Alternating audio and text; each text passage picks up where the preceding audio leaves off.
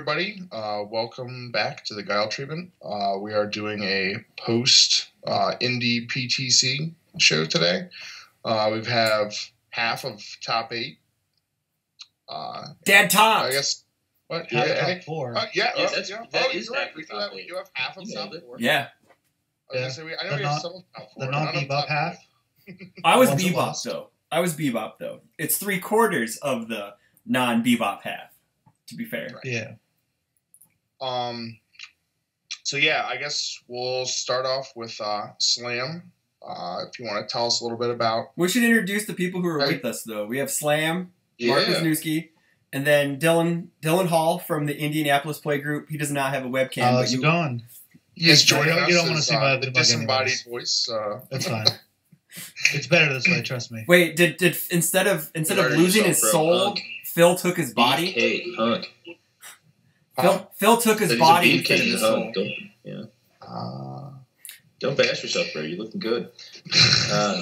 Gosh, this is my first time on the Guile treatment. I'm just going to intro myself here for a minute, but I've been playing UFS 2011, I think. I got in. I had actually dabbled in the very first set when UFS first came out, and just couldn't really get into it. And then later on, I got a job working with this really good guy in my area named Andrew Alexa. And Andrew Alexa had at the time was telling me about this game he's playing, where if he had won, he got a card of himself, and that game was UFS. And when he came back from his vacation to tell me at work about winning this card of himself, which was his first world championship, I kind of started jumping into it and learning the game and learning how the stuff works. And then by the time he won his second world championship, I was like absolutely in. Andrew and I have been longtime friends, and he was a big influence in helping me get rolling in the game, along with Jeremy Ray and Phil Birch, as far as getting me to the next level and getting better at the game. I've done content for UFS going back a long time with Joe Chinello doing Total Justice Gaming. I'm a regular on Top Deck Heroes as well, so I'm all over the content for UFS, talking about the game and just trying to be a good ambassador and take care of new players and stuff too. So I've been at this a long time. Still haven't got my cardboard, but I'm getting there and just trying to do the right stuff. All right, and then Dylan, you want to go ahead and introduce yourself? Talk about your short history in the game so far. Yeah, totally. I'm a relatively new player. The first time, I think I had heard about the game way back when, but I'd been a Magic player. I've been playing Magic for about 20 years, so I have a card game background. So I picked up the game pretty quickly. But I just heard about it when I was at Gen Con actually, and I just took a demo. And that was when they were doing the Street Fighter Turbo decks. You sort of picked one and rolled with it. I picked Cammy. Played against Guile, and I immediately started picking up on how everything was connected, and I was really digging it. And I also have a bit of a history of fighting games, so this is just right up my alley. So there was a local play group. Miles Tyler helped hook me up with it. Went down there, and when I first started, I just picked up Ryu versus Chun-Li pack and a box of Street Fighter, and I was looking at something to build there, and it turns out there's a jury on top, and Chun-Li has air kicks. So I'm like, hey, let's do it. I can make this deck basically with just a little bit of extra commons and uncommons they tossed at me, and that's what I played. And I just played nothing but really bad air jury for 2 or 3 months leading up to my first tournament, which was U.S. Nationals. And by this point, I had realized that air jury at the time was basically just really bad Felicia. So I made a bad jury deck that then sideboarded into becoming a bad Felicia deck. And that was my secret tech. I was all about that. So then my first turn was actually US Nats. Went middle tables, dipped low, drew a lot because I was still new and had to read a lot of the cards. Then my first PTC was actually the Rockford PTC last, was it? November? November. Yeah, November. And I wanted to go there to learn, just travel, see some better players, and I wanted to play someone else's deck. So I took Toy Soldiers Hikaru, 4-symbol Hikaru deck, and I was like, I think it was actually super sweet. I went first round. I played against Nick Birch, playing Keith Disbro, and due to some rules damage, I ended up stealing a win. It was great. Should have been there. And then let's see, game 2 was against like a gimped version of the Bomb Man deck, and I'd gone in not even knowing what Bomb Man did, so that was an experience. I actually almost won that one, but then it kind of all just went downhill from there. But I learned a lot, and I didn't really get to do any more traveling though until you guys came over to Indy. And historically, Indy's been a fairly young play group. In Saltire, I think it's been about a year and a half or so. And I've been going there like every week practicing, trying to get ready and trying to get everyone else ready.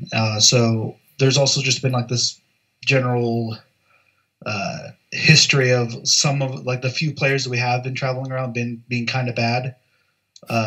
Shout outs to Sean Bullock. Oh my God.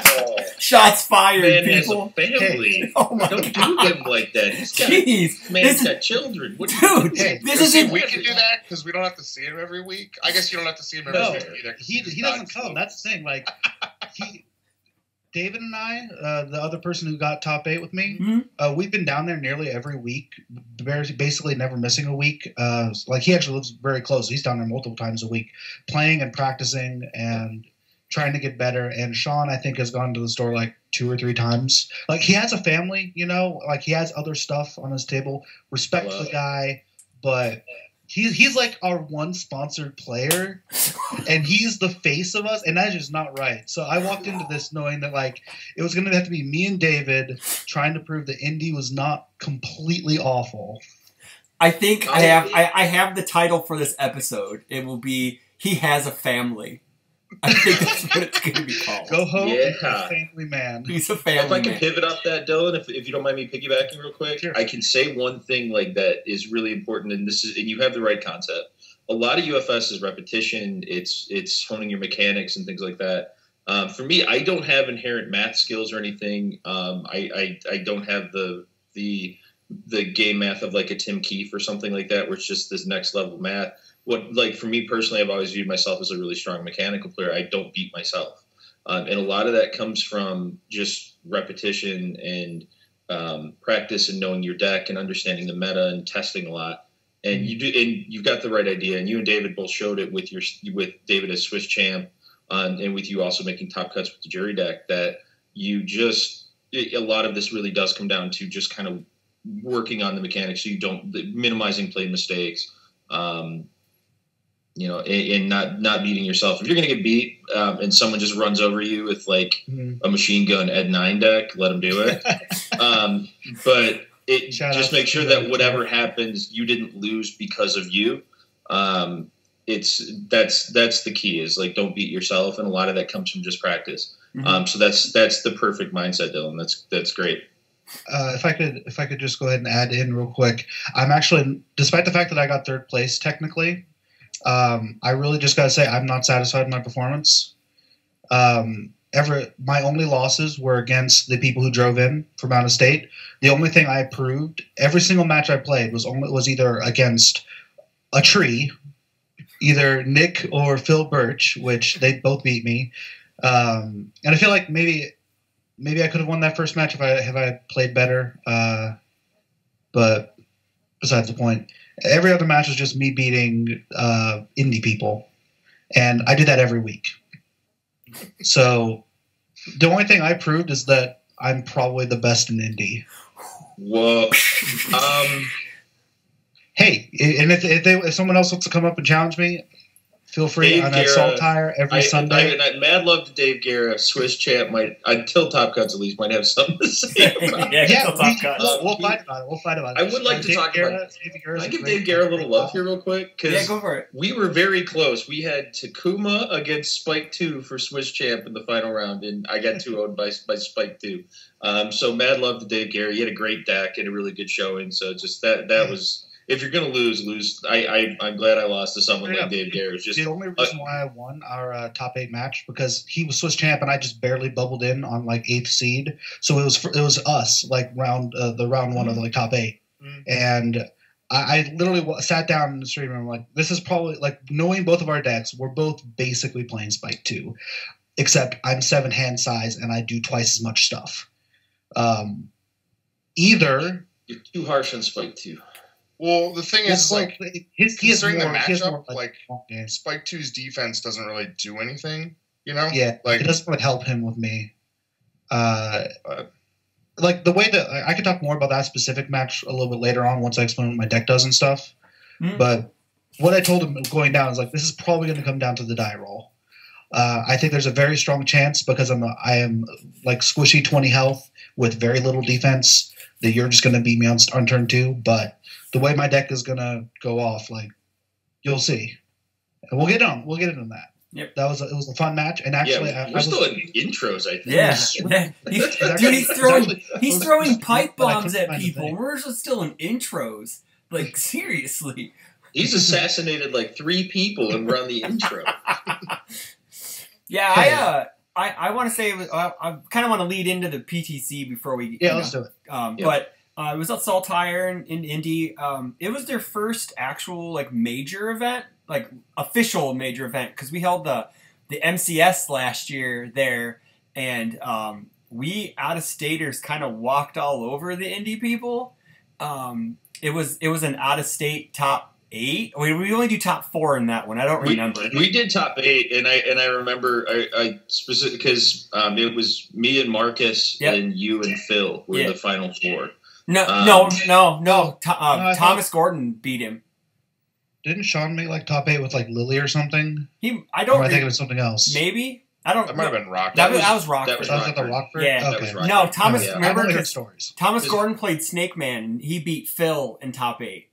And I played Marcus won Indy. Yeah, Marcus won it. Yes, Marcus beat me in the semifinals. I made it. That was where remember I gave a whole spiel about making play mistakes. Yeah. That's what happens when you make the Marcus wins tournaments. He's one of my best friends. I can say it. I'm allowed. But that was the first. That was like the first event they had held. So the Indy guys came out and played. I know like Sean's been their face for a while, but I have a feeling that it's transitioning over to David and Dylan now. They seem to be more at the forefront. Like Dylan said, Sean's just busy, So that happens. Life gets in the way of cards sometimes, but it was a great event. Yeah, sometimes you don't play for 6 months. Yeah, and sometimes you just come back and still top 8. But but no, like JD put on. He held a great tournament. Shane did really well judging. I'm not gonna, no complaints there. I mean, it was a good. It was a pretty good location, I thought. Yeah, it was a nice store, like good staff. The streaming setup, guys. Oh gosh, that puts mine to shame. Setup. That puts my streaming, my little camera. I told JD, he's like, dude, I'm embarrassed. Like he's like he's really upped his game on the streaming thing, and I need to up my game too now. You know? For those of you who are watching, I know we had some watchers and people watching the streams at home. There's that store has a literal streaming room that you go into, and it is like a pretty serious lighting setup and overhead cameras and stuff going on. And I saw my name when I was going to play the top 4 match with Jeremy, and I was like, well, my name's in a cool font, and like I had a great time. I was amazed by the amount of work that went into that streaming setup in particular. When you're in that back room, you feel like you're at like the last scene from The Wizard where the kid's playing Mario Brothers and there's pyro going off. That's sort of how I felt playing Jeremy in top 4. Yeah, was I felt like, man, this is really it. And what it does, honestly, it really makes what you're doing feel special when there's something that good, and it's a very professional look. And it was a really cool store and a great setup. Yep. Shout outs to Andy Alam. Actually, he actually recently started picking up UFS, and he was a player, and he actually helped hook JD up with a lot of that cool setup. It was pretty cool. That's cool. Yeah, awesome. So. So you want to start off, Rob? Or do you want to have one of the guest hosts start talking about their tournament? Yeah, I can bring up the rear a bit. Okay, yeah, that's fine. Slam, why don't you go ahead and start and tell the good people about your adventures this weekend? I I'm gonna broadly talk about Takuma. I know the rounds are the rounds, but I had described this as Takuma's last stand. I'm a big King of Fighters fan, like the actual games, not just the sets and UFS. One of my favorite characters in King of Fighters is Takuma from Team Art of Fighting. I played him at Worlds several years ago. It was my first time meeting and playing UFS with Chris Smith, actually. I had a Zing-based Takuma deck that would fill the card pool with attacks and then play Zings out of progressive for like 20 damage, then pick them back up and play them again and stuff like that. So Chris's first ever experience playing UFS at a major was Worlds like 4 years ago against me playing Takuma while he played Vespera. Yeah, it was full a big circle nasty reversal deck at the time. Yep. But Takuma helped, and it was true then, and it was even truer by me not playing it for a long time and then playing it again this weekend. That some of what happened with Takuma was the art of surprise. If people were more familiar with the character and the deck, I don't think I'd have done quite as well. Some of it is just Takuma is looked at as he's a Neomax character. The wording on him is tricky, and that's where he's actually a lot better than people realize. But he is heavily neutered. He's a 5+ damage pump. Your attacks get 2 damage for every air and order attack in the card pool, and it has to have both the air and order symbol to count. But it is your attack, so it doesn't necessarily have to be an air and order attack. Which meant that when Zing was around, it was totally great, and then when Zing rotated, you're dead. You're dead to rights. Then they came out with Asimov and Katarina, who are air order characters. So they made all this great support from Asimov and Katarina that when it mixed in with conjunction of a very good card called Stinging Upper, which is a Reese card that is a 3-5 air order card that adds an attack to the card pool and seals it. So it makes your Stinging Uppers 9 damage because it's 2 damage for itself as well as 2 damage from the card you added to make your basic Stinging Upper in Takuma is 9 damage. So I built a deck, and then I saw Katarina Shot. Katarina Shot, I'm sure a lot of people have gotten as a rare in their Bebop packs. Been like, this is instantly terrible. Right? They just go trade it to someone who doesn't know better. In Takuma, it's very similar. There's a card in Dimitri called Darkside Master where your non-ranged attacks get +2 damage. There was a card in Dimitri. Dimitri is no more. No, he's still around. Platinum, Jace. But I viewed Katarina Shot as Takuma's Darkside Master. It gives all your just static, gives all your punches 2 damage while it's in the pool. It's also an air order attack, so you get the pump from Takuma as well. So there were games where like I would get 2 Katarina Shots in the pool and then start playing punches. So the punches are all coming in at +8 damage because it's 4 from the Katarina Shots and then 4 from the pump just from them, not counting the punch itself. So now you're all at 10 damage on all your punches. So even one question. So Team Art doesn't seal things it adds, right? No, Team Art does not. The other card I played, another Neomax card, is called Destined Warrior. Which I know that card has gotten some love from some Keith Disbro decks. Destined Warrior is a Keo card from Neomax that you destroy to add an attack from your discard pile to your card pool. And it adds to momentum at the end phase, but the key is just getting the card in the card pool. I know a lot of there were some decks on Chaos that were using it to put Assassination Attempt into the card pool to do hijinks with momentum. So for Takuma, I just did it just to fill the card pool. It was an alternative to Team Art of Fighting. And if you can get Katarina Shots in the pool, I only played 2 of it, but having Katarina Shot was, if I could even 1, it puts so much stank on the board that it's just, even the weakest of punches is +10 damage. So it opened the door to, okay, if I land even 1 of these, you're in trouble. Mm-hmm. And then I throw the curveball. If you guys see my list on Facebook, there's 2 Gyro Drive Smashers in there. When Gyro Drive Smasher first came out, a lot of people had messaged me over social media and things like that going, hey, Mark, do you see it? You see Takuma? He's got Gyro Drive Smasher, guys. Do you see it? And I know a lot of people have talked about Gyro Drive Takuma. You can't build the whole deck around it because all they have to do is block low. And the card, it doesn't pump. It doesn't do anything in that regard. But the way that Takuma's second ability is that if you've dealt damage this turn, you can form, commit 2 foundations, and draw a card. So if Gyro Drive Smasher does damage, it goes to the top of your deck. You then form a Takuma, draw the Gyro Drive Smasher, and replay it. And if they don't have a low block, you can do that as many times as you can commit 2 foundations. So I would Gyro Drive Smasher, it goes to the top, form, draw, Gyro Drive, and replay it for every 2 foundations. Now, if they catch on to the gimmick, it's a useless card. That's why I only play 2 of it. But what you can do is occasionally, and this happened, you catch people with their pants down, no low block, and, well, they don't have a low block, I guess I win. And even if you can't totally win, you can land the same attack 3 times in a row, do 18, and then now I've only got to hit you like twice. And there was a lot of that too. I'm going to transition into the tournament because this is relevant. In the first 2 rounds, there were 2 Stone Man players at this tournament. My first 2 rounds were against both of them. So I went Stone Man in rounds 1 and 2, which is not a pretty matchup for Takuma. Because what they basically negate him, right? Because they don't totally negate, but what it is it's -2 damage every time I pump. And considering like, okay, Katarina Shot's a static, gives it 2 damage. Respond now that it's got the pump. Respond, take the 2 off. Or if in the case of if they have the block, just respond, take 2 speed off. And it's the same. Okay, pump, give it 4 damage, both -2 speed or -2 damage. Every time you're pumping, it's stopping it, and it looks at like even for like Katarina Shot, the 2 statics are 2 separate instances of it getting +2, so you can respond to each one.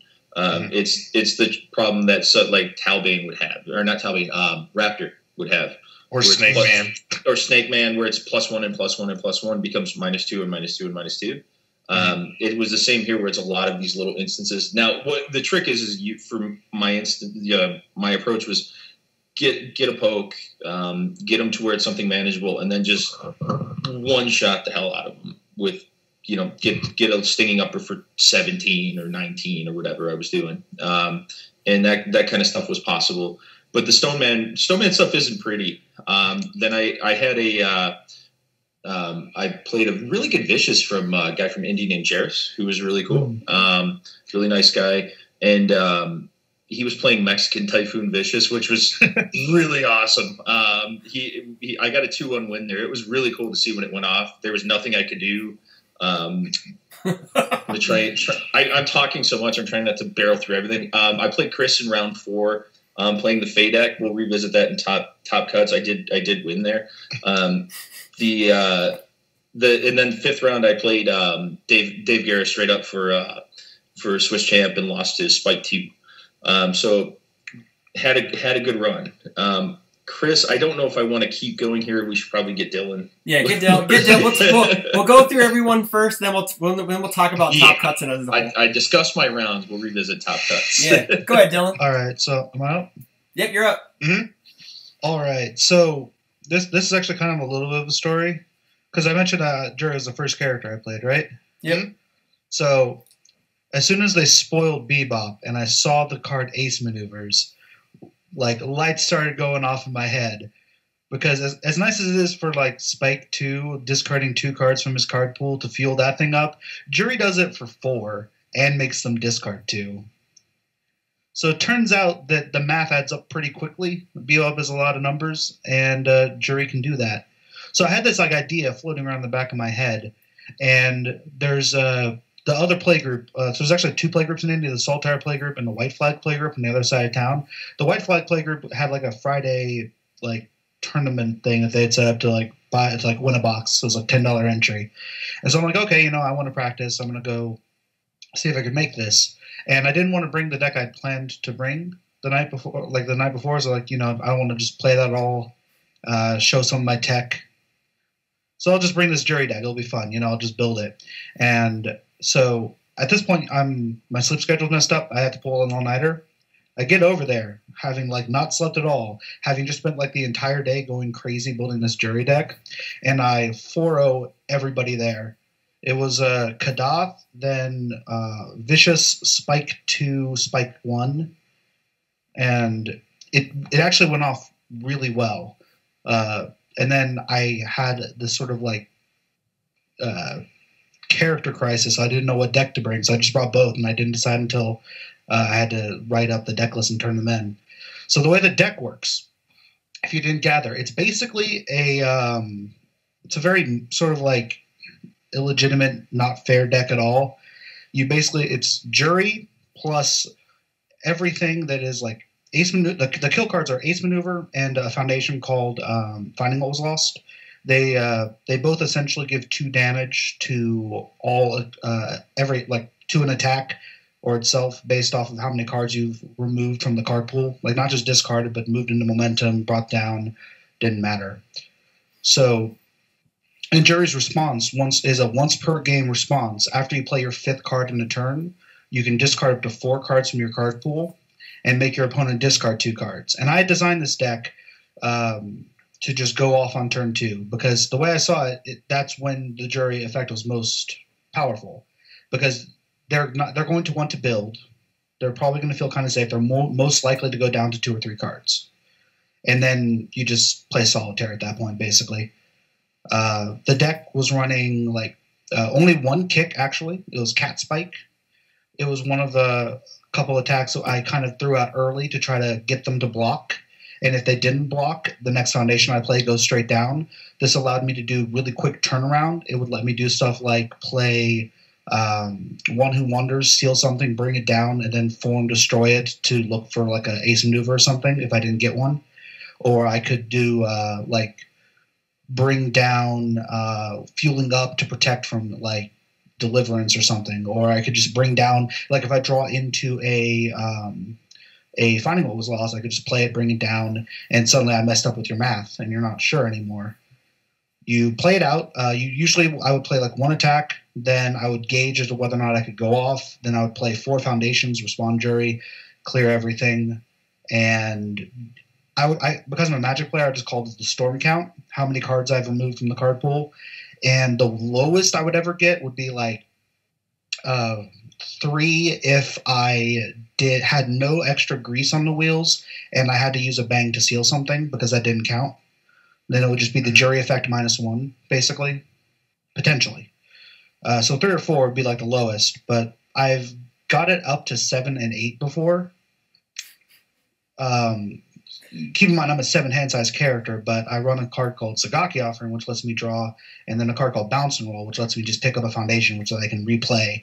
And in the case of Agile, or one of the 2 rescuers that I play, it allows me to constantly, with that and Unite Against Terrorism, you're constantly like picking stuff up, re-readying. The deck ran only 4 checks. It was the tech cards, 1 Swordfish, 2, and 3 bangs. Mm-hmm. Everything else is 5 checks. It actually checked really well, and when it did check badly, it got fast foundations down and re-readied with Unite Against Terrorism and Bounce and Roll. So it actually it pretty much never just checked itself into oblivion. The only exception was against round 1 where I got Breaker 2 plus Hanya over and over again. It turns out that was enough. But yeah, you just go it, and then you're like, okay, I'm going to discard your entire hand. I'm going to play ace maneuvers. This attack gets plus 14 damage. It is now like a 5 high for 18. And then, Finding What Was Lost, I have 2 of those out. Okay, there's another plus 14 damage. Good game. Jeez. The other kill card was 3 copies of Swordfish Plasma Cannon. If I couldn't go off immediately, or if I got a Swordfish 2 out, I could actually do something like throw out a Sagaki, draw a card off of it, Swordfish it, get momentum, then clear everything out, and then do like Swordfish Plasma Cannon, multiple that out, and then each of those that's Finding Model Spirit. 6/6 with Finding What Was Lost, giving it an additional 6 or 7 damage on each of those. So they're both coming in for 13. And then I could just do ace maneuver afterwards. On turn 2, I was able to goldfish out more than 30 or 35 damage 85% of the time. The caveats always came in with all the counterplay, because the counterplay is really tricky right now, and there's a lot of it I had to account for. And I was so afraid of the Punch and Judy decks that that sort of bonkers aggro that you can get in this format that I think I over prepared for that side of it, and very little that showed up. honestly, I'm just really lucky I didn't play against people mainboarding Big Cyclone because that just hosed this deck. Like, I heard some people do that. Yeah, it turns out when even though the jury once per game response can't be canceled, so you're essentially just discarding 3 cards, but then Ace Maneuvers is no longer a 30 damage attack; it's now a 4 damage attack. There you go. Mm-hmm. Turns out, yeah, and I don't get to do that again. I don't get to do that once per game. You want to talk about your rounds a bit? We know you played Nick Birch round 1. Nick and Phil Birch. I played both. Those were my only losses all day. Yep. Round 1 was against Nick Birch's Bishamon. It was the first time I actually lost with the deck based off of the night prior. It was partially due to my misplay. Like I was just so focused on like the solitaire aspects, I didn't bother doing all the math to just see if that would be enough to kill. And the breakers and everything added so many like complications that I was trying to play around, and I was trying to figure out what to seal and whatnot. And it was a mess. Game 2, I lose the first game pretty convincingly because I just couldn't get enough damage out, and then Game 2, I got him down to 1 life, basically, with double ace maneuver. And, yeah, it turns out it's hard to count to potato when you have 30 life and a lot of, like, gunk to pull through. Round 2 was against Ray Cash, one of the Cash brothers, the vicious little kids that, like, terrorize the store. Some of the store more than others. Shout out Stigord. we do need to cover that story. Oh, we will. Trust me. That was wondrous. But yeah, I played against Ray Cash playing Faye, fresh off of his loss to none other than Chris Smith. He has a really sort of like straightforward Bebop support Faye deck with just like pretty much all of her attacks and gateway shuffles, and his goal is to like loop ISSP or distraction or whatever the heck it's called. Oh, the low powerful one. Yeah. Yeah, like he just does like that, gets momentum, then like plays Getaway Fire, gets momentum, picks it up again, plays it again, gets 2 more momentum, is like, here is a low for like potato. Can you block it? Game 1, I couldn't block it. I died. Game 2, I did block it. I lived. Game 3, he tried to play like a 5 diff and then like checked a 2 after only building like an asset and 2 foundations going first. So I got a tempo advantage. I couldn't kill him immediately. Built a little bit and then counted to potato. It was a very straightforward match. Game 3, let's see, who was that against? Okay, Game 3 is against Sean Bullock. Shoutouts. Playing his favorite, Kyo 2, a.k.a. Jet Sandbag. He was playing with the Punch and Judy plan, and honestly, it looked just sort of like... I say this with all love in my heart. It looked like the same deck that I brought to US Nats, how it was like, main board, it was a bad Jury deck, and then it became a bad Felicia deck. It looked like he should have just went in all in on the Kyo 2, Yeah. I feel like. Yeah, I mean that was because I actually played him in the first round, and that was sort of my sense as well. Is that when I saw that he sided into Jet, and then like looked at the deck again, I was like, oh man, this is just kind of like an iffy Jet deck that he built because like he wanted to just kind of have a Jet deck to fall back on, but he wanted to play Kyo. Yeah. And I don't think that they're like that. They have like the damage pump or whatever, but I think if you're doing Kyo, like you need a little bit more of like the momentum tricks to get that going, and really try to like leverage like long strings. And Jet is much more about just I'm going to hit you with this one giant missile launcher, or or you can do like. I mean, there is the overlap. Like Jet definitely appreciates the momentum for doing shenanigans with like missile launcher, and the Hammerhead Assault was actually really good in the deck whenever we've tested it earlier. It just sort of seemed caught between the characters that were fun. Yeah. So I believe that was actually the first match I won the die roll in. So game 1 lasted under 3 minutes, I think. It was my turn, your turn, my turn, potato. Then he sided into Jet, and that game lasted like 45 minutes.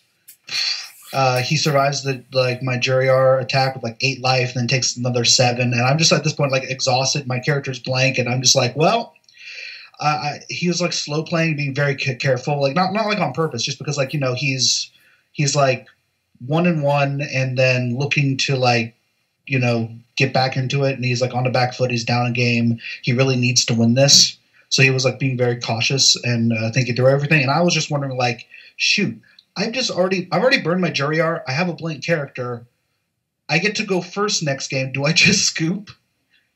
And I just ended up playing it out, and it was a kind of a long, drawn-out thing. Funny story about that match, actually. At the end of it, I'm just like, hey, I know it was rough. Really wishing the best for you in the next couple rounds. I want Indy to do well. And Shane had passed out the Street Fighter like booster packs. That was the set for that one. Yeah. And I'm like, here, let's just see which one of us got to prepare to fight, right? It was me. You 3-0'd him. And then Phil Birch is like right there. He's like, dude, he just 3-0'd you. Rough day. Yeah. And I actually got my second prepared to fight the next day, so I went from 0 to 2. So it was a great weekend. Mark, I don't think your audio. I realized after I said it, I was like, oh. I don't think I'm unmuted. Now, I wanted to talk Keo for a second, if you guys don't mind. Yeah, it's a KOF character. Because me and Sean were like the playing the old Neo Max stuff. The one thing, and this is sort of, I talked about this like a little bit for anyone who had some post-tournament chat with me in the Discord. I'm just learning how Discord works, so bear with me, guys. I'm like when your dad learns to use Facebook, that's me using Discord. But I was in the Discord and I was chatting a little bit. This is the thing, like you have to, like for Takuma, I went all in on the gimmick because you kind of had to back in the Neomax days. Like, whereas with like the Bebop characters, you can kind of take whatever the hell you want and throw it towards these characters, and they have built-in things that just do crazy stuff. Vicious. 2 damage, draw a card, flip foundations. It doesn't matter what type of an attack you're playing, what the cards are around it.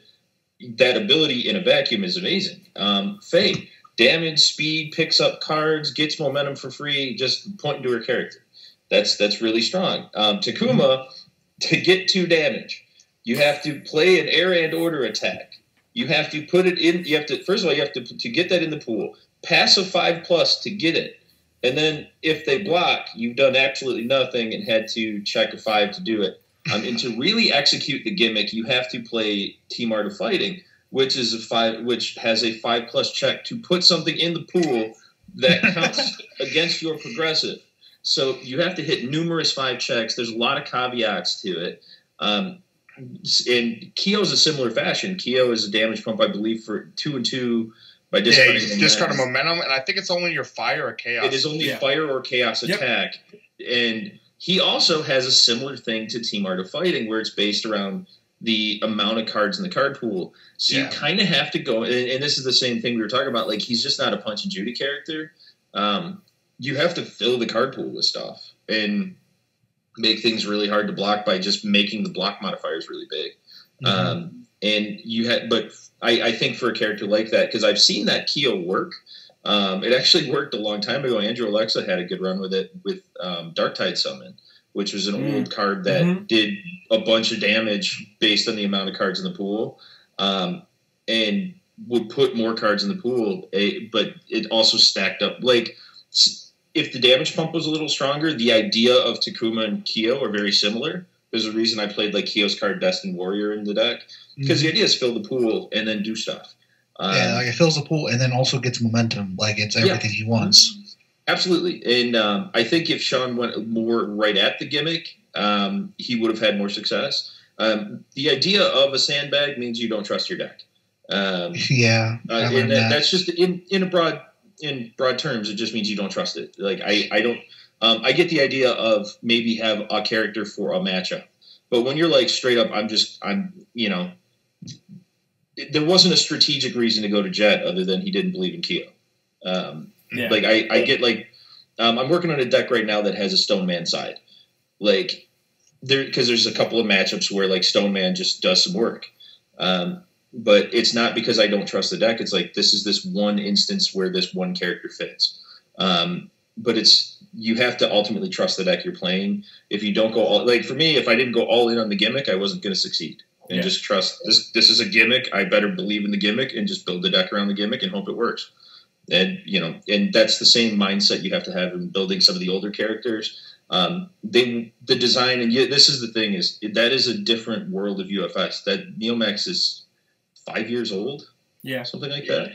The amount of time that has passed and the way the game's changed in 5 years is totally different. So you have to almost get into the mindset of what the hell the game was like 5 years ago, which was like, Trinity Geyser decks. Does anyone even remember that Trinity Geyser was an $80 card or something like that? Oh, yeah.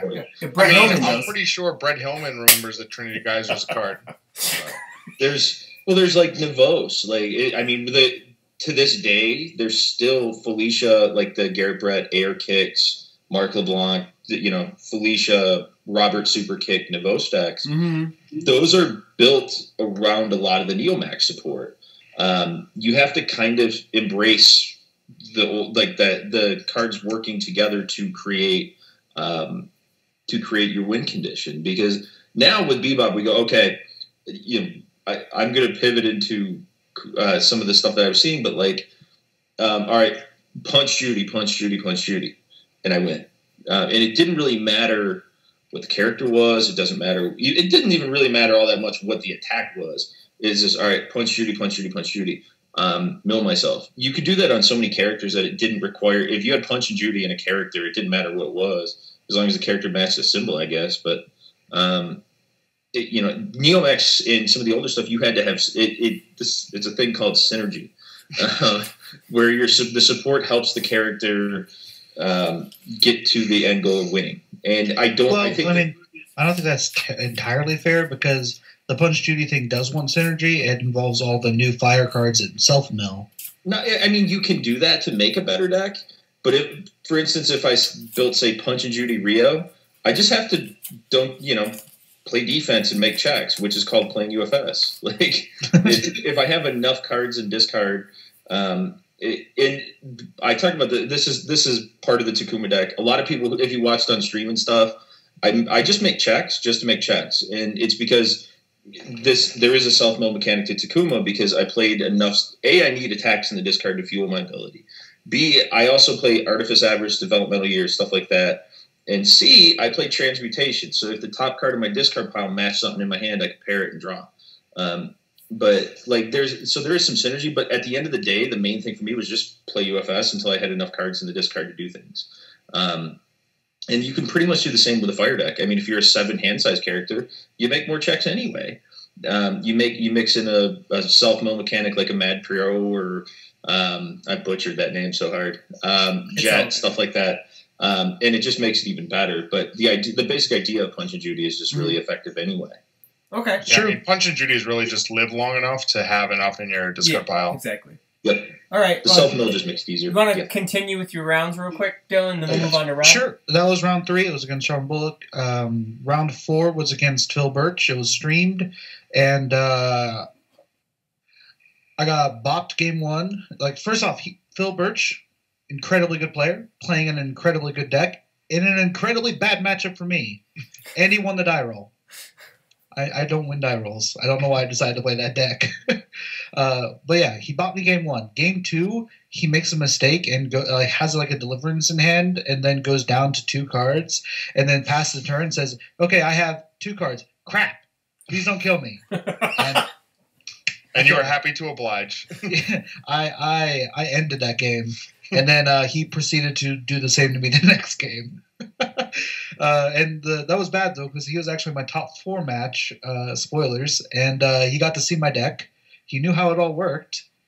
And, yeah, I didn't do well. Round 5 was against the Stone Man deck, a local player named Blake. Previously, he'd been playing, Vicious, and then he wanted to surprise everyone and just bring Stone Man, so he did. So there were, no Jets, but then there was, two people sides. There was 2 Stone Men, one of which was sandbagging Jet, and then there was Kyo sandbag Jet, but no one was just bringing Jet. But yeah, that match it's a weird matchup, because you would think a damage pump deck would struggle against Stone Man, but he's also a 5-hander and my discard deck. And then on top of that, like my damage tends to not have any speed attached to it and tends to then be like 7 or more damage. So yeah, I mean, there's a big difference between like the characters that are like, oh, I give like +1 or +2, and then just like, well, you can, if you take 2 off of this like 8 to 12 to 16, like, yeah, I don't care. Yeah. That being said, though, it was hard to count to Potato because that definitely does add up, and he's a big boy with 34 life. Game 1, I actually lost due to him holding 3 cards and then having like a clutch, like, was it Woodman's Leaf Shield block that just messed up my math, like in addition to Stone Man. Game 2, we're not going to go too much in those games. I actually have a write-up on Reddit if you want to read it. But there was a point in Game 2 where I felt like I was supposed to win because I was going first, but then that game just lasted forever. And I checked 10 of my attacks in the top third of my deck. And so I was just like – and I had already mulliganed away like 2 of them. So I'm just sitting there like, okay, I mulliganed away like 2 bangs and like 2 attacks. So like I just need to figure out how I'm – and it's actually what I talked to Sean about. Like you need – in those situations – the good players will not like resign themselves to like, oh, I checked bad, I guess I lose. You gotta like knuckle down and just figure out your path to victory and play towards it.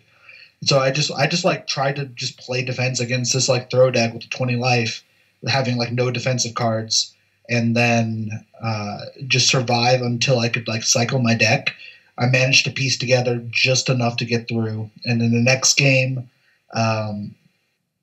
He went in really hard and nearly got me because I think I was trying to build like well past deadlock because the game was going long.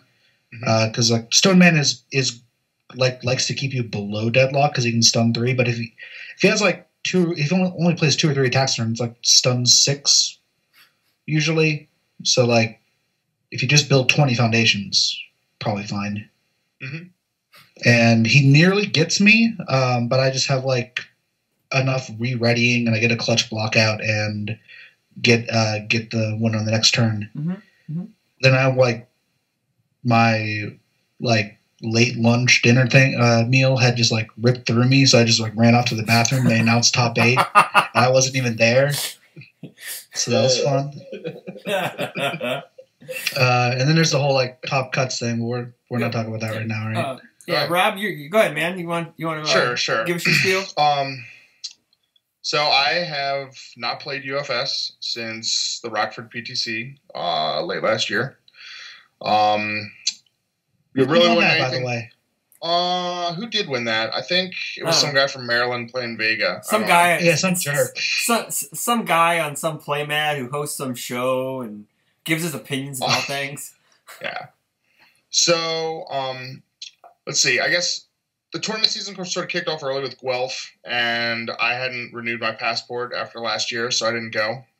And then I kind of sort of sat back and watched how Bebop was playing out. I mean, I guess if you've watched the show, you know that I'm not really a huge fan. I think I'm coming around a bit that I don't think it's as bad as I originally thought, but it still does feel limited, especially if you don't want to play like a Bebop character. I mean, it's sort of like Slam said. It's like, he went and he was like, I'll top, but, I'm not sure if I'm good. Or it was Dylan said that he thought he could top, but he wasn't really sure he could win. That was, I definitely agree with that. I basically described it as house money, and I used the term house money a few times. Because once I got to top cuts, I knew that like my literal path to a title would have been get through Chris's Fae deck, then get through Jeremy playing Ed and I, then get through Phil playing the most broken character since Truong, Spike. The path with Takuma of all people to winning that title was very tough. So I was like, I was just happy to be there, and just whatever happened. I just wanted to see if I could make a top with it. But yeah, you have to understand. I would describe it as playing with one hand tied behind your back when you're facing these characters. Yeah. So I didn't really bother to go to like the PTCs. There also haven't been any up in New York like there normally are. So it's sort of been more of a bit more travel to get to any of these, and then sort of came down for Worlds, and my team fell apart when Garrett Brett decided that he was going to ditch the team that he invited to play and go play with Jeremy Ray and Andrew Alexa. So I really had no obligations, and I sort of figured, you know what, I'll save the money and stick around at home and do nothing. And that worked out okay for me. So a bit more recently, there have been some people, claiming that I'm retired and, washed up and whatever. And I was like, you know what? I'm pretty sick of work. I could use a little bit of time off. Indy, and I was like, oh, it's only like 8.5, 9-hour drive. Like, definitely done worse. And I was like, you know what? I'm just going to show up and not tell anybody I'm coming. And we'll see how that goes. I was definitely surprised when I saw you arrive with T-Gord Friday. So, yeah, I planned to leave late on Thursday and then proceeded to leave at 1 a.m. on Friday. So I basically drove like 3 or 4 hours, would sleep for an hour, make it to the next rest stop, sleep for an hour, and got to T-Gord's place in, I don't know, somewhere in the middle of nowhere, Ohio, at like 3 or 4 in the afternoon. And so we just sort of like got our stuff organized. They were having a win-a-box tournament at the other Indy store. You said it was White Flag Games? Yeah, White Flag. And I sort of brought a deck for that. I thought it was a good opportunity to play Iceman, which is the deck that I've basically had the most fun with since Rockford last year. And yeah, so I was like, well, you know what? I can play Iceman. I don't have to feel bad when I don't win because, like, win a box, whatever. So showed up. Thanks to T-Gord's expert navigation and time management, we got there a bit late. They claim that it was pure like randomness that we got paired together. It was actually. I was there. I'm pretty sure they had one extra player, and it was going to be like the owner that was just like, oh, I'll take like the bye or whatever. And then we showed up, and I was like, oh, well, you can take my spot, and then you're like the extra person, so you guys can just play. So T-Gord takes his time setting up and basically like timer scams the crap out of me. We finished one game. They're like, oh, there's 5 minutes left. I build like a maniac. There's no way I'm going to lose the game. Goes to time. So I'm already down 1. I then play. Who did I play next? I don't remember. I know I played T-Gord. I played a Kadath, the Vicious player, and also Shadow Man. I went like 2-2. I had a pretty good time. I got to mention Door Ambush like 3 times. It was amazing. Like, I was so happy. I was so happy to see someone else playing that card. Like every time I played it, I was just like, yeah, like all right. The Shadow Man got me because I did not have low blocks, and he dealt about 25 to me on turn 2. I think it was pretty sweet. I was sitting there looking at the time slow in my hand, going, "Man, this would be a great block." So yeah, I think I came in 5th, got like 1 pack, pretty good time. Then it was like already about 11 or something like that. We had to drive like 2 hours back to sleep. So that was good. Woke up early, made it to Saltier on time. And I played Felicia. And when we did our little pre-world show, I picked Felicia as sort of my non-Bebop character to win, or maybe just character to win. I think that she's still pretty good. I don't think people are really playing her as much now that Ever Hopeful got pounded into the ground. Also, I mean, it was always sort of the problem of not having the Neomax kicks for sort of the popular build that Garrett won Worlds with. I guess it was Jiffany, but it was, basically also Felicia. And I guess like before Worlds, just like looking at the way things are developing, I was like, if I was going, I was like, I think I really want to just play a character that can play like 2 or 3 copies of Big Cyclone mainboard and not feel bad about it. I think Big Cyclone's a card that basically just like shuts off like a ton of like the pretty good decks in the format, at least for a turn. Obviously like Punch and Judy are out. My hand up. Oh yeah, I mean, right. I mean, it blanks Punch and Judy. Perot can't do his speed. Spike is actually blank. He can't, reduce damage because it would add damage. He can't reduce speed because it would add speed. So, like, that's the thing is it's really good. And because it's a kick, Felicia can, like, later on just be like, I'll play this. I'll put some speed on it. If you block it, great. If you don't, that's 10 damage. And, it's preventing you from playing, like, a certain number of defensive effects because they could also pump.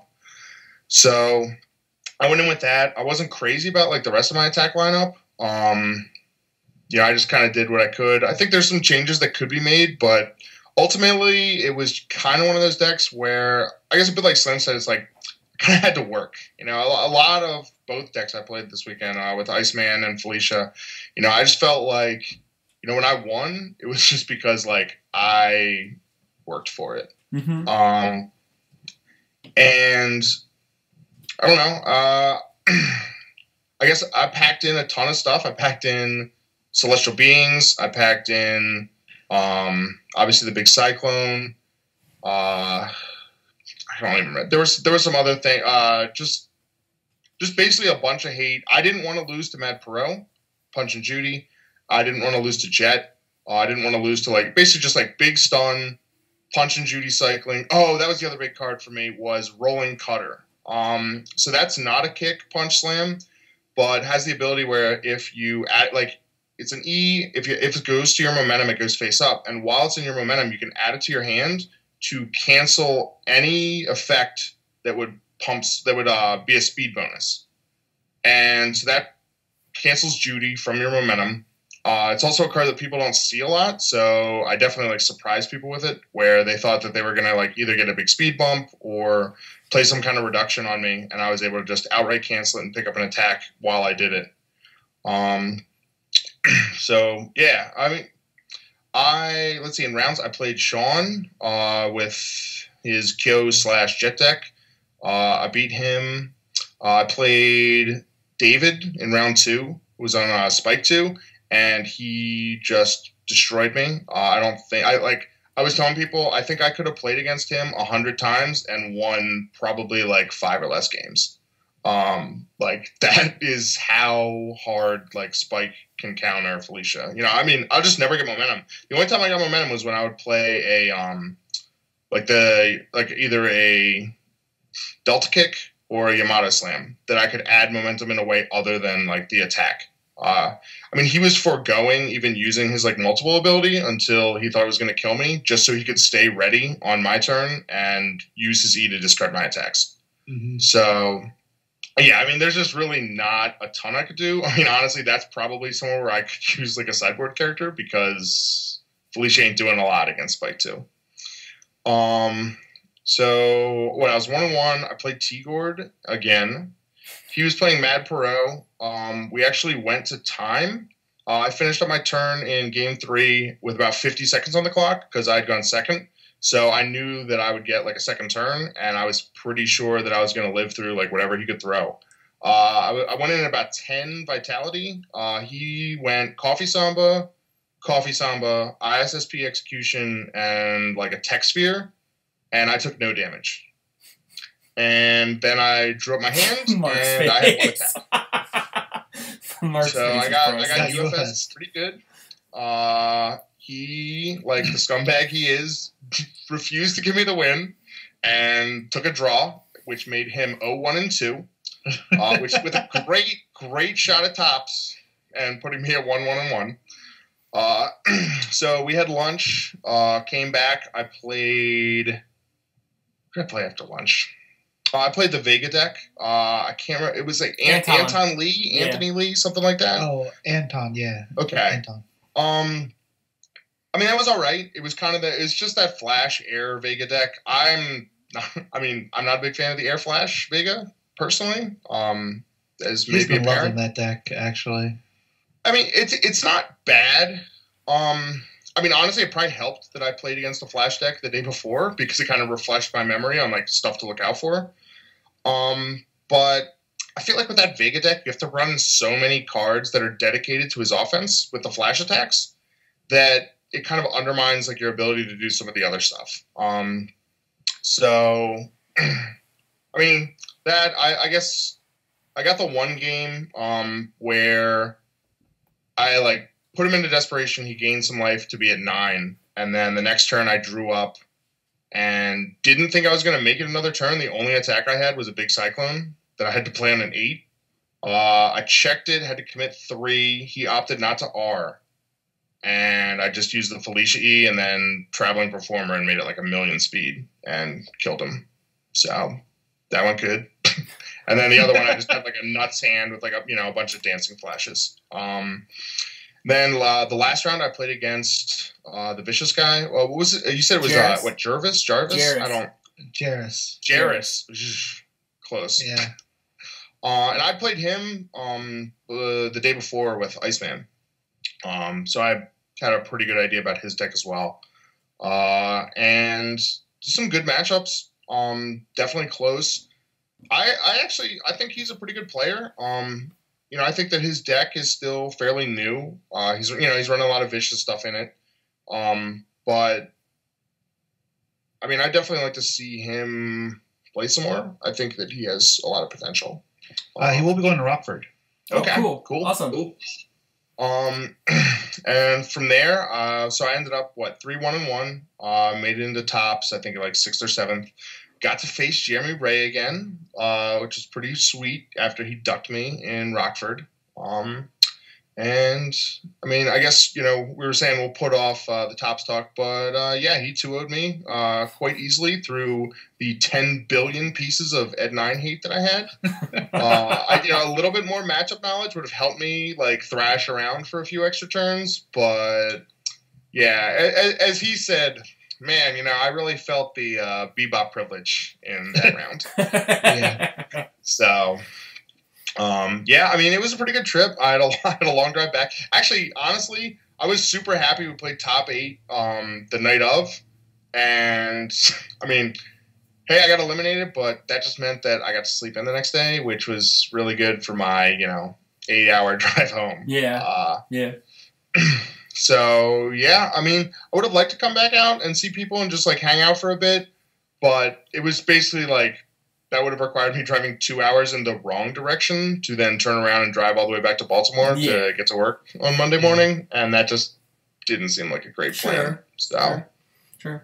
I guess I'll talk about my experience, I guess. Then we'll move into tops.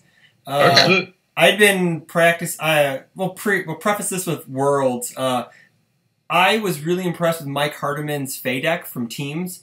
It was basically Fey Graven Castle, and you would stuff your pool with, like, offensively you could do Black Dog Fang loops. Defensively you could do Big Cyclone, so to stop, like, your opponent's, like, pumps or whatever. But, so I messaged him. I was like, hey, he was staying with me at Worlds. I was like, I want to borrow your Fey list, possibly for Indy. And he shot it to me, and I've been playing it locally, and I added a few cards to it. Just, like, my preference choices. Like, I cut some numbers and added some things in because low blocks were a little light, so I added a couple things in, obviously. I had 8 low blocks, Mark. You probably would have destroyed me. Yeah. So, but I knew Slam was coming. Slam was a surprise entrant, kind of like you were. But I built his deck for him knowing that he played primarily low attacks. But that's here nor there, so we'll figure that out later. But so I play Fey round 1. How'd that work out for you, by the way? And we'll talk about it when I get to it, dude. So basically what happens is round 1 I play against my diversity battle, Ray, on stream. It does not start out very well because we get warning for double terrain because I'm nervous as all hell playing on stream for the first time, like really on stream. So, I just figured you were really worried that you were gonna like lose to a kid. Hey, it's not my. Hey, I'd rather lose to him than lose to Big Red. Okay, so but so I beat him. Taking shots at a 9-year-old. That 9-year-old was taking all the shots at T. Yes, he was. So T-Gord got matched up against this like. Okay, we'll get to the story. Let me finish my stuff. So I got matched up against this 9-year-old first round, and we're all like, "Oh, T-Gord's gonna like play this little kid." He gets 2-0'd so fast, loses on turn 2 and turn 3, doesn't even turn around. And like I'm playing my match, it goes to time, and I turn. I'm like, "Oh, how'd you do?" And he's like, "Oh, I lost." I was like, "What?" And he's like, "I lost fast." The whole day, after every round, this kid tracked him down and said, "Hey, what's your record?" Oh, mine's better. No, we were just like, Tigor's trying to talk trash. We're like, Tigor, I don't know if you can keep talking trash when, like, you can talk trash to us when we lose to that guy. Yeah. But until we do, I think you've lost all credibility. So I play Ray. We have a long game 1, the short game 2. I win. So I get to play Eli in round 2, and Tigor comes up to me and goes, "That kid just beat my ass." I'm like, okay. So and I see he's playing Asimov and Katarina, and he has like this paper ninja star, and he's like, "Dude, if I lose, I'm just gonna throw it at you." And I'm like, "What?" And then so what happens is the round starts. We take like 2 turns. I'm going in for the kill. I Black Dog Fangs, blow up a foundation to put a Black Dog Fangs in. The kid goes, "Hold on a second." Gets up, goes to the bathroom in the middle of my turn. I go, "Shane, what's up?" And then Marc looks over at me in the middle of his game, and he chuckles. And then I see Jeremy Ray in the corner look at me and just shake his head. I don't know, maybe the frustration, you could see it on my face, maybe, just a little bit. You could. You were annoyed as hell. It was great. David and I were sort of like side-eyeing you from across the room, too, and just like, oh, man, he does not look happy. No. So I end up 2-0ing him, and then I play a Stone Man player. Now, did he throw the ninja star at you? No, he didn't. He shook my hand like a gentleman and walked off. And then when that's Igor was. That's exactly what he did. Like an angry tiny gentleman. Yeah, he's an angry tiny gentleman. A little bit of context because there's actually like some Indiana like mythos going on. Tigor came over for our Bebop pre-release, and he just happened to like mention like offhandedly around Eli. Just so you know, Eli's favorite character is T-Hawk. Oh. And he's like, yeah, T-Hawk was a mistake. And then he gets he would just keep on going. He's like, yeah, well, what's your record? Jeez. So I play a Stone Man round 3. It wasn't Blake. It was the other gentleman. I believe his name was Matt. I want to say no. Oh well. Anywho, sorry for getting your name. I end up shoving game 1. I end up getting Graven Castle online and shoving Big Cyclone into his deck because I saw him check a punch and Judy like turn 1. So I just dump it in there and I beat him off just straight numbers. And then same thing, game 3, game 2, it takes a little bit, and then I just loop him to death. Then round 4, I see my white whale in the form of what Marc Slam Wisniewski. Just some reference. He's not calling me obese, guys. Nah, I've never beaten Slam in anything. It's a Moby Dick reference. Yeah, call me Ishmael, man. So it ends up being that his deck perfectly counters my deck in a really weird, random way because he uses my Graven Castle to pump stuff into his card pool to kill me. My kill condition is based off of Graven Castle and other things. And it went 3 games. Games 1 and 3 weren't very close. But game 2, I get out a good lead and I beat him down. But yeah, game 3 was bad because, again, I don't have a lot of low blocks. And he primarily throws like 25 damage. I think the last attack he killed me with was like a 3 low for like 19. The one in I remember specifically because we counted it off after the match. Yeah. I'll tie this to our Top Cuts match because it took me a game or 2 to figure out what the hell Faye does because I had never even seen Faye play before. I didn't go to Worlds or anything because I just moved to Cincinnati, so it's work stuff. But it was the first time seeing Faye. It is. Nats is better. Nats is better. I'm sorry. It's more fun. But I didn't really know what Faye does, so it took me a game or 2 to kind of get game 1. I was just playing by feel. Mm-hmm. I was just swinging for the fences. In fact, I believe you were getting the big cyclones off. Yeah. And I just kind of swung through them. Yeah. But then by the 3rd game, and then by the time we get to Top Cuts, I realized, oh my god, I can just use this before he does and just put attacks in my card pool and start pumping Takuma off of it. Yeah. And it's like having an extra copy of Team Art of Fighting for me. Yep. So I just started loading the pool. My first enhance was always destroy a foundation, put something in the pool. And for me, I'm like, all right, two extra damage or Katarina shots. The last attack in game 2, because it was 2-0 in top cuts, but the second game I had 7 in pool. So it was, and if at least one of them was a Katarina shot. So that's plus 16 on whatever attack I was playing. Actually, it was 2 of them. Okay, so it was plus 18 on whatever attack I was playing. Sorry, so, it was rough. Whatever. Like, but the move was, by the way, I put something in, and before I can, he makes sure that his first enhance is to just do the free E for the 2 and 2, so that I can't pump off of Graven Castle. Because it got into this weird chess match. I just happened to be one random bad matchup. Mm-hmm. That's it. That deck is super good. Chris played it really well.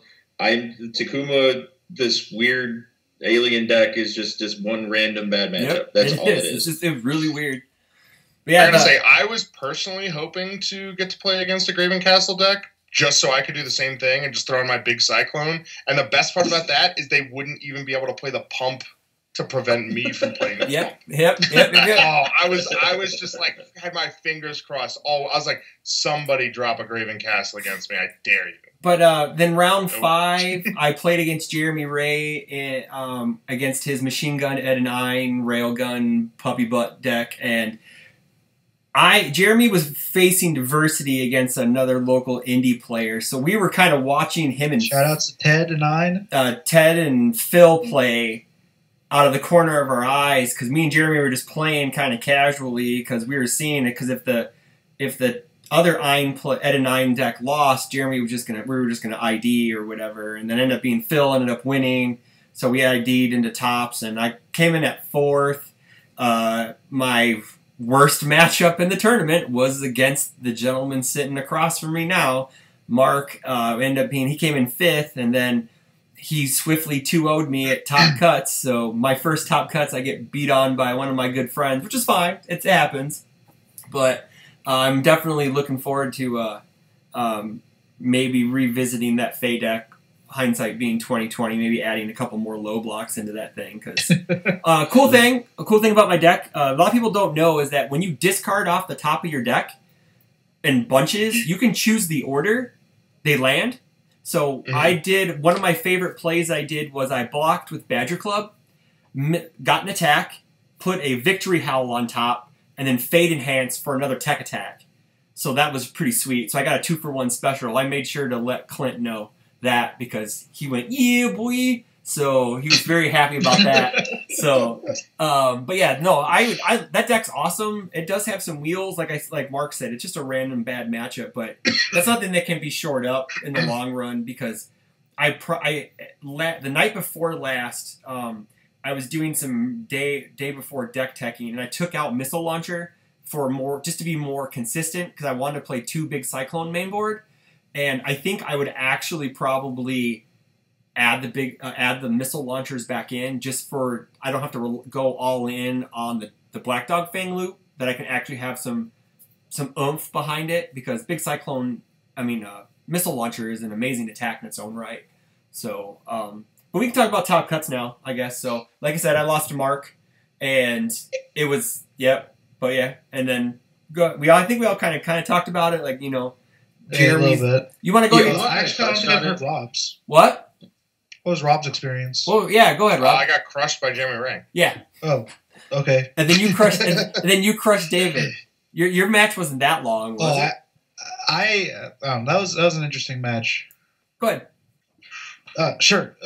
So I end up winning the die roll, and like I said, that was like the biggest part of that matchup. So step 1, the second die roll that I had won, was against David in top 8, and I end up mulliganing aggressively, don't end up drawing into any attacks, and I just sort of gray out like 3 or 4 turns in a row. So I just keep on building because I just can't quite comfortably go off. And he's trying to play around the jury response, so he's like not building all that much. And then right around the time I get my 3rd Finding What Was Lost out, and I still haven't drawn into any attacks, he goes one card too far, and it was either that or he blocked the first attack or something, and I just played everything out, played an ace maneuver, picked up another thing, got storm count 7 online, so it was 5 high 4 plus 14 to 28 plus, and then actually I remember at the moment I was like, look, this attack is going to be really huge coming down the pipeline. After I do the jury art, he discards his hand. He wants to go to the next game. He's like, no, I want to see this. I think I'm fine. I'm like, no, okay, ace maneuvers. You still want me to do it? Okay, plus 14. He's like, yeah, I'm still alive. I'm like, okay, plus 7 plus 7 plus 7, 39 damage. Next game, we're good. Game 2, I'm going second, obviously, so I think I'm obviously disfavored. But I mulligan aggressively, like I always do, trying to find ace maneuver and finding what was lost. And my game plan is to just build as aggressively as I can and only block the thing that's going to kill me. So he goes Panzer Breaker, clears itself. Panzer Breaker clears itself. The Space Salvo, like the 3 mid, 3 or whatever, that like gets bigger if it's the only one in the card pool, clears that with Spike. And he just plays like Sorcerer's Plasma Cannon and then doesn't multiple it. And just throws that at me. And I missed the block by 1 check and just die on the spot. I think I actually would have won that game if I had just checked a 5 and not 3. But what are you going to do? Next game I remember being a lot faster. I think I go off on like turn 3 or 4. I just play like double ace maneuver for 28 or something. Or something. Like, when the deck, I know, right? The deck was designed to do something really well, and then I mulligan because I also learned to like mulligan really aggressively. You get to see 14 cards looking for your stuff. Yeah. So you get it pretty consistently, actually, because you're looking for like 1 or 2 copies of 8 cards out of the deck. And there's actually a lot of like just really cool little interactions with a lot of the cards. Like I bait out blocks like Urban Shower or like the Cat Spike shenanigans, and then like I can ditch stuff out with Sagaki's draw. I had Kokosho in there, just 2 Randy Kokoshos to punish blocks, get a little bit more damage in there. Everything was like readying foundations. It would shove Cat Spikes into momentum. I could just multiple out the I don't know. It was a really sweet deck. Actually, I've already next game I played Phil Birch again the next day, and it was not close. He played immaculately. He put me on like a fast clock. I could see it. I couldn't, and he was always keeping like 4 cards in his hand, including like the good counterplay cards. And there's nothing I could do. I played to my outs, didn't get them. I figured I had like, especially after I lost the die roll, I figured I had like a 10 or 15% chance to win. Yeah, Phil's definitely one of the best players in the game. He's quite good. Yes. And actually, one of the cool things, he actually helped me make like a Mark II jury deck that I have. Awesome. Looks really sweet. I learned a lot. Yeah, he I think it was Jeremy Ray that said Phil Birch is really good at UFS. That was like the quote from the weekend. Or was that you, Mark, that said that? I don't know. One of you I think that was Jeremy Ray and Fire. I wouldn't give Phil that much credit. You want to talk about your top 4 match, Mark? Yeah, I lost the die roll to the machine gun at 9 and lost. I kind of figured whoever won the die roll was probably going to win, and I don't think I was totally wrong. Yeah. It's the hard part with that 9, and especially the way Jeremy has it constructed. Digital manipulation is super crazy good. I'm a 6-hander who relies on trying to I have to kind of play out my hand and then play out my hand again. And when you're facing this at 9 deck, it literally can do 40, 50 damage on like 2. Yeah. It's discard your hand, and then digital manipulations are a bunch of 10 damage attacks that he can't fail. Yeah, like on a 3 diff, basically. Yeah, pretty much. And if he checks a 5, his check becomes a 7, so like he can play these at like the end of strings and stuff. And there really wasn't much I could do. Game 3, I actually had a glimmer of hope for going second, still winning. I had a really strong build. He did not have a great build, but then he went stink gas, and put 2 foundations. Dude, I got a lot of respect for stink gas after this weekend. Stink gas is super good, and I believe it targets assets too. So yes, it does. for me being like I'm very heavily involved. I needed team art of fighting to kind of fuel. I never like if he had stink gas, it's like see a team art of fighting, see a like I had refusing to let go of the Guile card to try and reset digital manipulations. Just get rid of that. I brought in I sided in Funky Tomato, get rid of that. Yeah, he did the same thing to me in Swiss rounds with Graving Castle. He threw it to the top of my deck while I had a big Cyclone in my discard pile. I was like, well, yep. I'm dead. And then he dropped 3 of those things on me. I don't have that much health, man. It's rough. Yeah. It goes into the we were talking a little bit about the idea of the and Jeremy kind of joked about this, and he's not wrong. He built the how he had the 59 attack mature. Yeah. That had 1 loss in 2 tournaments. I don't know who got that 1 win over it, but geez, I don't know either. Anyway, I'm still the only person to win a tournament with Dimitri. But there was, but the thing is that when you build the deck, and Ed 9, the one that he built is pretty straightforward, and he knows that. He had joked about how he's now made the net deck just derp Ed 9 thing that everyone can just kind of pick up and play. Mm-hmm. You could hand that to the kid who went to the bathroom on you, Chris. I think he'd be better actually. He would just go in on 5s and just get them and not try to play around anything. Oh yeah, you just play it's the play your hand, discard their hand, play your hand, and they're probably dead if you went first kind of thing. And that's sort of, and Jeremy joked about that. Jeremy's one of the greatest players ever. I'm not doubting it, but he admitted this is kind of an autopilot. Not that there aren't plays to be made, but a lot of them are just kind of how much oranges, how many digital manipulations did I get, that kind of stuff. Mm-hmm. So it's just a really ridiculously good deck, and it's hard to stop because you have to hold cards that you want to play, and if your deck for me, this is I need my synergy to make things happen. And I couldn't build enough to get the synergy needed to win. Yeah. So it was in the one instance where I had the advantage in game 3, had a really strong build. He went stink ass, and now I'm way behind again. So there was really no way to get caught up. But just kind of got run over by it. Yeah, I know. I against him. I mean, I had big Cyclones, Bangs, Celestial Beings, Harrison's Lucky Day. I don't know. I think I even had another 1 or 2 other things that were decent counters to it, and it just kind of didn't matter. It just seemed like game 2, I opened with 2 big Cyclones in hand.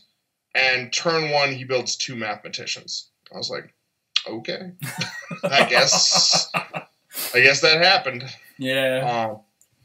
And that's the thing too is just being, I guess 20 vitality against that. I mean, if he lands anything, I'm probably in danger of just getting digital manipulation.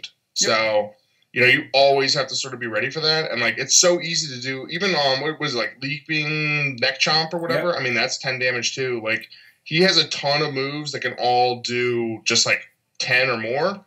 And that was, I guess that was the big thing for me is, all my attacks are, I'll do 5. I'll do 5 here, 5 there.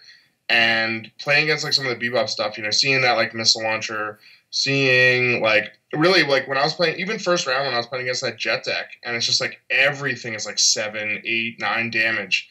And I'm just, looking at everything man, it's pretty nice. I'd like to be able to deal damage with that sort of, regularity. Quick thing, hot tech, if you're running Big Cyclone and you're worried about Mathematician, you don't need to play it as an attack. No, that's you don't need to walk into that. I feel I don't remember what I did that first turn. I think I honestly should have just done him just so he blew up Mathematicians and messed up his own build. But I don't know. Like I said, I think a big part of my matchup was a little bit of matchup knowledge. I mean, that's the thing is I feel I had enough answers to at least have a game against him, but I definitely don't think I played to some of those strengths the way I could have. But definitely not to take anything away from Jeremy. I mean, he's definitely gotten me several times where I had a deck that seemed well positioned to fight what he was. I mean, the same thing with Rochester, where I had that Guile with like 10 billion prepare to fights and cool and focused, and he's like all in on flying Yamato spear. And it's just like, well, you're never going to kill me with flying Yamato spear.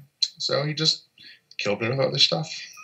So from there, we get Phil and Jeremy in finals, and Phil takes that down with Spike 1. So congratulations, Phil.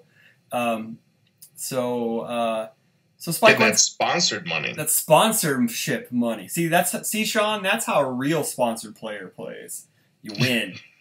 That's what really kicking matters. him while he's down. Come on. Always. I got to. I send him my Yamato list for Omaha, so we're gonna see if he can play that and not check attacks like he always says. So I told him he's gonna have to practice that. It's the Sean Bullock special. Yeah, I know. Dude, I might have played Yamato this weekend if I had known you were playing Faye. But yeah, I know. But yeah, so he's gonna try that out because I whooped him on Sunday. He played his Kyo deck and I 2-0'd him with my Yamato. So, and I told him, it's like, yeah, that should have just been a jet deck, man. And he's like, yeah, I know. So, but yeah, so I sent him my list. So maybe there's some hope for the sponsored one. But yeah, so Phil took that down. So that's another feather in his hat with the backpacker on as a sidekick. So so where does this leave us now? We got what? We got. Well, I guess Dylan. I mean, what would you say? You know, I guess sort of the temperature is, if you will, in like Indy. You know, obviously this is like sort of their first big event. They had some people come in. You know, obviously a couple of you did top did fairly well. Well, like I think only one not out of state person didn't top. Shout out to T-Gord. So really, it was just a matter of only one that was getting in over him. Mm-hmm. So I really think that we could have done better. And like I said, all of my losses are people out of state. All my wins are against Indy. So I think we have some work to do. I think we've proven that we have some good players here, but we still have a lot of growing to do. We're still a young group. And I know we have multiple people interested in going up to Rockford, and we've had a bit more bridging between like Saltire and White Flag. Mm-hmm. Real talk though, I feel we were expecting like 3 times as many locals to show up. Like a lot of people just didn't come. It was a little disappointing. I mean, I think you find that with a lot of stuff. There's like a few, like honestly, generally there's a couple PTCs that sort of don't do that, and that's basically like honestly like Atlanta and Rockford. Seem to be the Omaha too. Omaha always gets a lot of people. Yeah, Omaha gets a giant bunch. Yeah, they really like whip up their locals. But yeah, I mean, you know, I was talking about like the upstate stuff, and I mean, they had play groups of 8, 10, 12 people, and you would show up to some of those PTCs, and there'd be like 2 locals. So, I mean, the thing is, what was it? It was like 25 players, 26, 24. Something like that. It was like 24. I think it was 24. Okay. And so it was what, like 6 or 7 out of town? So I mean, seven out of town. Okay. So I mean, if you got like 17, like 18, I mean that's not terrible. No, that's pretty. Yeah, no, we definitely could have done better though. Like we could be if we just like part of it is that we're sort of spread out. We have like 2 1/4 stores that like do UFS, basically just 2, and they're sort of like just on opposite sides of town, their own little worlds. Like I think I was the first person from Saltire to ever go to White Flag. Correct me if I'm wrong, anyone out there. And I think we've only ever really seen Eric Conrad come up to our side. Okay. But yeah, if we just had like a more centralized location, I feel like we could definitely be a bigger, stronger group. But we have a lot of new blood. We have a couple promising players that are routinely showing up and have put in a lot of work. Shout outs to Parker and Ted especially. Parker didn't end up doing that well, but he has actually improved immensely as a player. I think a part of it came down to just him playing a new deck that he wasn't super familiar with, whereas Ted had been. I think he was playing Camp. Yeah, he played Camp. Oh, okay. Yeah, I saw there was he just sort of like blew up. Real talk though, I was one of the decks I was actually afraid of because like I can't block reliably, and I have like no HP. I would die. I would just go like, okay, Gyro Drive, okay, Kokosho, okay, pick it up, Gyro Drive, I'm dead. And then we have Ted and 9, who's been playing nothing but like he had been hanging around and watching us because he's a friend of David's before, but he decided to get in on Bebop and just played nothing but Ed and 9 ever since, and he's been there like constantly. So he knew that deck like in and out, and he actually way performed above like expectations. Like he was like pretty close for a little bit there to diversifying J-Ray. Yeah, because like if you took that draw to 302, 4-1 would have beaten it by 1 point. Yep. And that last round, it just came down to him not being able to beat Phil, which happened to a lot of people. Happened to most people. Yeah. Yep. So, yeah, I mean, I know, like, I don't have, like, a ton of a local here, but I would definitely say for, any of those players that are, sort of eager to try to get out there and get better, like, the easiest way to do that is going to be to travel. I'd definitely say, like, anything that's close. I mean, I know that out there in the middle of the country, it's big.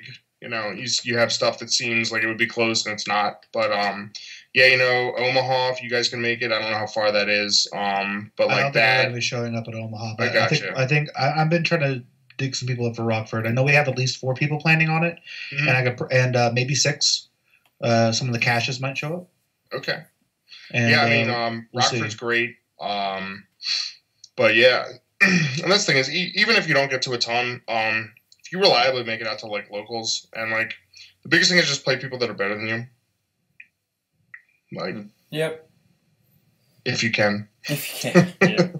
So we're pretty much like on an hour and a half. So anybody, you guys want to start? We start ending this episode so I can go to bed because I'm old and I'm tired. Same. I don't know if anyone's noticed. Like if you happen to look at my screen, it seems like it's gone. The lighting has gone down. It was light out, and it is now completely dark. And I didn't want to get up in the middle of the podcast and go. And I don't have like a lamp anywhere near me, so I literally have my cell phone light on right now to light my room so that you can see me. Otherwise, I'd be sitting in complete darkness, and it's gotten progressively darker because we've gone like into sundown. It's actually just reaching us in Indy. Oh yeah, and best advice for new players: stay humble, stay hungry. Don't think you're God. Ask for help. Don't think you've got it all figured out. I still, to this day, ask for help. The deck that I'm thinking about for Rockford, I just bounced off Phil and Jeremy and went, "Hey guys, what do you think?" And I'm getting some input there. I bounced stuff off of like Garrett Brett for a long time. Me and Garrett are pretty tight, and I've always been able to go to him for advice too. And it's just kind of getting second opinions, seeing what other people think. I have one way of thinking, but then maybe like Phil will see things a different way. Rob will see something different. Chris, I know for like Michigan, the Michigan play group used to be like, all right, me, Phil, and Marcus playing UFS in my living room, drinking beers, watching wrestling. Like that was like the Michigan play group. That's why we joke about card games Ottoman. That was because we would play on my Ottoman in my living room. Legendary. It's legendary. It is. It literally is. I've got my iPad sitting on card games Ottoman having this chat right now. But it's a lot of it is just hard work. It's reps. It's asking a lot of questions, getting advice. I know for a lot of these guys that are going to be playing Indy, I'm very open to add me on Facebook or something. If you want to just talk tech, I'm always down to talk tech. It's the best way to improve is just to ask for help, ask for advice. And if you lose, figure out what did you do wrong? Could you have done something different? Does your deck need a tweak? Was it a play mistake so that don't do it again? Just understanding how to improve yourself so that you get better at the game. And like Rob said, the best way truly to improve, travel. Yep. 100%. Yep. My advice would be, first off, empower yourself. Like a good card player, if put in a bad situation, even if you like check all your attacks and you're graying out constantly or you're just doing really badly, never give up. Always try to find that path to victory. And secondly, there's a community on Discord. We hang out. I hang on there, talk to them, toss deck ideas around. I'm personally constantly building deck ideas on UFS Ultra, all Goldfish, sometimes on Octagon. Over the past year, I've probably built 120 decks on Octagon or on UFS Ultra, just trying to see how stuff works, what cards are out there. That was so instrumental in me learning the game as quickly as I did. Actually, in that vein, I would sort of recommend that to almost anyone. I know that when Scott and I got back in around Mega Man, one of the biggest hurdles was just learning the card pool. And I feel like you need a little less of that right now just because of Platinum. I mean, you're going to see a lot of the reprints that are going to see play just through that. And then obviously, like, Bebop is so sort of omnipresent that, you'll know what, like, a lot of the cards are. But, sometimes just building a deck and just sort of, like, selecting your symbol and standard and just go through everything. And, you'll like find cards that, you didn't really know about, and it'll just sort of prepare you more for knowing like what other people might be playing, like what kind of tech they have. Like when you see a card, like best thing is like when your opponent sits down and like reads one of your cards, like you already sort of have half a step up because like they don't, you're playing something and they don't know what it is. Or sometimes it doesn't matter if you play against Slam. Sometimes it just doesn't matter. It doesn't matter. It means a lot to me when 3 out of my 5 opponents read my character. That was good. Well, welcome to Indy. KOF does not actually exist in Indy. Right. I think Sean Bullock actually has 98% of the KOF. We've just never really played with it, with pretty much no exception. So actually, low key, we're kind of excited for like Mortal Kombat to come out because it'll knock KOF out, and then we're all on an even playing field. Just you wait. We're coming. And that is why the MCS was created, ladies and gentlemen. See you later this year, guys. Yep. Season 2. But yeah, those are some good points. I'm not going to reiterate what these guys said because I agree with all of it. So watch content. I'm not going to plug a certain show you should watch, but we are the premier talk show. Sorry, guys. We are the premier talk show. Sorry, Sean. Sorry, Tam. But anywho, just keep plugging away. Like Mark said, man, just reps. And what Rob said, just keep, slamming your head against a wall. Just keep playing and playing and playing and playing and playing and playing and playing. I don't think I actually got that Fey deck down until like maybe round 4 of one of our locals. The night I built it in one night and then played it, and I was just making play errors all over the place, and finally it clicked, and I'm like, oh, cool, here we go. And then, I just went out the next week and then had a pretty good performance in Indy. So just stick with it. And also, deck familiarity is a big thing. If you know your deck inside and out, play it. Even if it's something like, oh man, I really like Spike 1 or 2, but these players might be playing it. Play it. You never know, because like what Ted did. Don't be afraid of diversity. Yeah, Ted almost diversified J-Ray, so you may get lucky and someone may falter, and then you jump over them and never lose. So just keep at it. So, and I feel like also sandbag characters is a trap. Don't be afraid and feel like you have to sort of eke in. Yeah.